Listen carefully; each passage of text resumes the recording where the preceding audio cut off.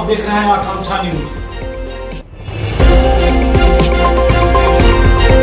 आइए आपको गया की ताजी खबरें दिखाते हैं। दिनांक 21 जून 2025 को 11वीं अंतर्राष्ट्रीय योग दिवस के अवसर पर 29वीं वाहिनी सशस्त्र सीमा बल गया जी एवं क्षेत्रक मुख्यालय वी सशस्त्र सीमा बल गया जी बिहार द्वारा दिल्ली पब्लिक स्कूल गया जी बिहार के परिसर में योग अभ्यास किया गया। इस कार्यक्रम में मुख्य अतिथि श्री मानवेंद्र, उप महानिरीक्षक क्षेत्रक मुख्यालय वी सशस्त्र सीमा बल गया जी बिहार के साथ श्री अंजय रजक, द्वितीय कमान अधिकारी, श्री दिनेश कुमार, द्वितीय कमान अधिकारी क्षेत्रक मुख्यालय वी सशस्त्र सीमा बल गया जी बिहार, श्री रविशंकर कुमार, द्वितीय कमान अधिकारी 29वीं वाहिनी सशस्त्र सीमा बल गया जी क्षेत्रक मुख्यालय वी सशस्त्र सीमा बल गया जी बिहार एवं 29वीं वाहिनी सशस्त्र सीमा बल गया जी के अधिकारीगण, अधीनस्थ अधिकारीगण एवं जवानों ने एक साथ मिलकर योग का अभ्यास किया है।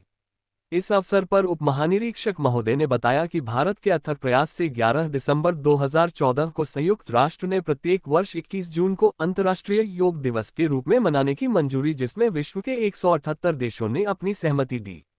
इसके बाद पहला अंतर्राष्ट्रीय योग दिवस 21 जून 2015 को पहली बार दुनिया ने आधिकारिक रूप से इंटरनेशनल योगा डे मनाया। इस वर्ष की थीम एक पृथ्वी एक स्वास्थ्य के लिए योग है। योग का अभ्यास एक बेहतर इंसान बनने के साथ एक तेज दिमाग, स्वस्थ दिल और एक सुकून भरे शरीर को पाने के तरीकों में से एक है। योग न सिर्फ मानव को शारीरिक रूप से स्वस्थ रखता है, बल्कि यह मानसिक रूप से भी मनुष्य को सुदृढ़ करता है। एसएसबी द्वारा 21 जून को अंतर्राष्ट्रीय योग दिवस मनाने का उद्देश्य न केवल खुद को स्वस्थ रखना है, एसएसबी इसके माध्यम से आम लोगों में भी योग के प्रति जागरूकता का संचार करता है, जिससे हमारा समाज एवं देश एक स्वस्थ मानसिकता के साथ एकता के पथ पर अग्रसर हो। अंतर्राष्ट्रीय योग दिवस के मुख्य उद्देश्य है कि अधिक से अधिक लोगों को योगाभ्यास हेतु प्रोत्साहित करना एवं योग करने वालों के एक वैश्विक समुदाय को भी बढ़ावा देना है, जो स्वास्थ्य एवं सद्भाव की खोज में एकजुट हो। योग के आसन में विभिन्न प्रकार के आसन, ध्यान और श्वास नियंत्रण प्राणायाम शामिल हैं, जिनका उद्देश्य संतुलन और सामंजस्य प्राप्त करना है। योग के लाभ कई गुना हैं। शारीरिक रूप से ये लचीलापन, शक्ति और मुद्रा को बढ़ाता है। मानसिक रूप से ये तनाव, चिंता और अवसाद को कम करने में मदद करता है, जिससे ध्यान और एकाग्रता की स्थिति को बढ़ावा मिलता है। आध्यात्मिक रूप से योग स्वयं और दुनिया के साथ एक गहरा संबंध बनाता है, जिससे शांति और संतुष्टि की भावना को बढ़ावा मिलता है। अंत में महोदय ने बताया कि बल मुख्यालय सशस्त्र सीमा बल के द्वारा योग एकीकृत थेरेपी शिविर का आयोजन किया गया, जिसके मुख्य उद्देश्य चिंता, तनाव, उच्च रक्तचाप, मोटापा और मधुमेह जैसी समस्याओं से पीड़ित बलकर्मियों के स्वास्थ्य बदलाव के लिए वाहिनियों एवं चौकियों स्तर पर वाहिनी के चिकित्सीय निगरानी अनुकूलित योग अभ्यास कराया जाएगा।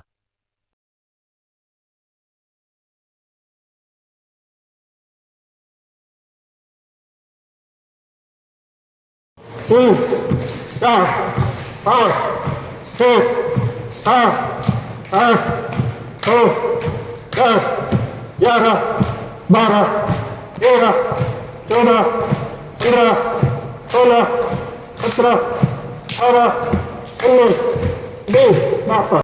बहुत प्रसारित होगी और आगे आने वाली जो हमारी जो पीढ़ी है वो और स्वस्थ रह सके। तो मैं उम्मीद करूँगा कि हम न केवल योग को पालित करेंगे, उसका पालन करेंगे, बल्कि इसको प्रसारित भी करेंगे और अपने परिवारजनों को इसके बारे में जागरूकता पैदा करेंगे, ताकि वह भी सभी लोग स्वस्थ तरीके से रह सकें। धन्यवाद। जय मना रहे हैं सभी लोग सम्मिलित रूप से, और इसके ऐतिहासिक परिप्रेक्ष्य के बारे में आपको बताया गया कि 2014 में यूएन असेंबली में एक बिल पारित हुआ था, जिसमें कि अंतर्राष्ट्रीय स्तर पर योग को मनाने के लिए या योग दिवस को मनाने के लिए सहमति बनी है 178 देशों के बीच पहली बार में, जिसमें कि बाकी और देश भी बाद में सम्मिलित होते गए। योग जो कि यूएन असेंबली के द्वारा एक्सेप्ट किया गया, वर्ल्ड ने बहुत पहले से इसको एक्सेप्ट किया होता, पूरे विश्व ने इसको एक्सेप्ट किया होता। आप देखते होंगे पुराने भी हमारे कई योग आचार्य ऐसे रहे, योग गुरु ऐसे रहे, जो कि विदेशों में जाकर के योग के संदर्भ में शिक्षा देते थे, और जो इसके लाभ थे उसको लेकर के आकर्षण सदैव हमेशा से ही रहा है। लोग विदेशी कई आकर के, जैसे हमारे जो संस्थान हैं यहाँ पर, उनमें पार्टिसिपेट करते थे, जो आश्रम है उनमें आकर के सीखते थे योगा और उसको ले जाकर के प्रचारित करते थे। बट यूएन जैसे जनरल असेंबली में एक बार एक्सेप्टेंस के बाद थोड़ा प्रसार और बढ़ा है इसका। अगर हम ऐतिहासिक तौर पे देखें तो इंडिया में जो अभी तक हमारे पास अभिलेख मिलते हैं या जो हमारे पास इतिहास अपना उपलब्ध है उसके अकॉर्डिंग जो हड़प्पा सभ्यता थी हमारी, उसमें भी इस तरह की एविडेंसेस मिली हैं, ऐसे सबूत मिले हैं जिसमें कि योग मुद्राएं दिखाई गई हैं। इससे पता लगता है कि जो सभ्यता है वो 1500 से 3000 साल के बीच में कहीं वो अंकित होती है, और उस समय भी हमारे योग का प्रचलन था। तो इससे हम समझ सकते हैं कि कितना पुराना योग से परिचय है हमारे राष्ट्र का, हमारे देश का, हमारे लोगों का। और उस समय भी लोग अपने आप को स्वस्थ रखने के लिए, तनाव से दूर रखने के लिए इसका उपयोग करते थे।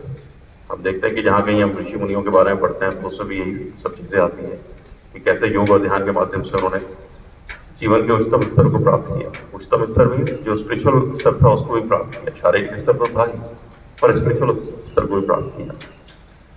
इस प्रचार प्रसार के बाद योग के सभी लोग, मुझे लगता है कि आज की डेट में अगर हम अपने देश में देखें तो इसकी ओर अग्रसर है योग की ओर, और न केवल सम्मिलित रूप से मनाने का बल्कि पारिवारिक तौर पर परिवार के अंदर भी लोग इसका पालन करते हैं और उसको फॉलो करते हैं और अपने आप को स्वस्थ रखने का प्रयास करते हैं। जिस तरह की जीवनचर्या आजकल हमारी हो गई है, तनाव आजकल बढ़ रहा है, उसमें ध्यान और जो योग की क्रियाएं हैं वो कहीं ना कहीं लाभान्वित करती हैं, स्वस्थ रखने के लिए हम लोगों को प्रेरित करती हैं और हमको ठीक रखती हैं।